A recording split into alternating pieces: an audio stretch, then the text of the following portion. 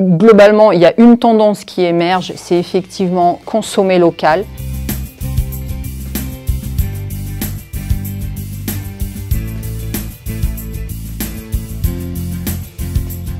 Bonjour à vous les briseballeurs, on se retrouve cette semaine en compagnie de Dominique Brunet, la directrice de la formation continue et pour adultes à l'Institut Paul Bocuse. Elle nous parlera de l'histoire de l'Institut, des formations qui y sont proposées, mais surtout des tendances culinaires du moment et un petit mot sur le briseball évidemment. Allez, bonne vidéo. Donc il y a 30 ans, Jacques Lang est venu voir à Lyon Paul Bocuse en lui disant il n'y a que toi, Paul, qui peut créer une école pour former aux arts culinaires notre jeunesse. Donc Paul s'est attelé à ce projet qui lui plaisait. La transmission, c'était dans son ADN, tout comme la générosité et le partage. Et de là, ils ont cherché un lieu sur Lyon. Et la mairie d'Écully donc, a proposé de venir aménager ce château. Donc c'est une belle bâtisse de la fin du 19e siècle avec un mix art déco et puis voilà les châteaux d'origine. Donc c'est vrai qu'il a un côté un petit peu rococo ce château. Pour la partie technique, il a fallu effectivement construire un bâtiment ex nihilo à l'arrière du château avec des cofinancements de la région, de l'État pour effectivement aménager donc, la dizaine de laboratoires que vous connaissez aujourd'hui. L'Institut Paul Bocuse, donc au fil des années, s'est développé. Donc au départ, il n'y avait que des étudiants, donc il y a 30 ans, en art culinaire tout d'abord, puis après en hôtellerie, management de l'hôtellerie. Et une dizaine d'années après, des professionnels sont venus voir la direction en leur disant « mais nous aussi, on veut des formations d'excellence, on veut des formations de qualité, on veut aller plus loin dans nos métiers ». Et de là, le centre de formation professionnelle est né, donc il y a 20 ans maintenant. Il y a 12 ans, une autre activité s'est rajoutée, c'est le centre de recherche. Ce sont ces plusieurs activités qui sont accolées les unes aux autres qui font de l'Institut un écosystème unique dans le monde.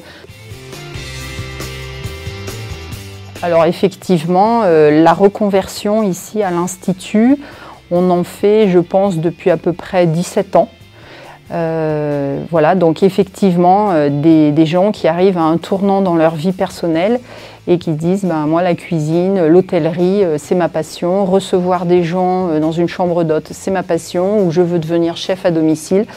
Et donc ils viennent effectivement se former de manière intensive à l'Institut, donc soit pendant 2 mois, soit pendant 4 mois, pour pouvoir découvrir et acquérir les rudiments du métier. Au début, il y avait un peu, je pense, un mélange de public entre des amateurs, mais vraiment passionnés, qui voulaient connaître les secrets, toutes les bases pour faire des sauces, des pâtes, toutes les crèmes, et puis effectivement la cuisine française dans les règles de l'art, et puis ceux qui avaient vraiment un projet professionnel. Aujourd'hui, 70% de nos stagiaires qui se reconvertissent à l'Institut restent dans le secteur d'activité. C'est-à-dire que ce n'est pas une lubie d'un moment, la crise de la quarantaine, non, c'est vraiment des projets qui sont mûris avec des investissements derrière et des gens qui réussissent très très bien dans le secteur en fait. Globalement, il y a une tendance qui émerge, c'est effectivement consommer local. C'est-à-dire effectivement respecter un certain périmètre concernant l'approvisionnement des produits. Et l'autre point commun de nos stagiaires, c'est effectivement se fournir en produits de qualité. Votre projet, il est carrément dans l'air du temps. C'est effectivement la demande aujourd'hui de la plupart des concitoyens. C'est des produits de qualité, manger bon, beau, si possible également, puisque c'est très important, ça c'est ce qui attire en premier.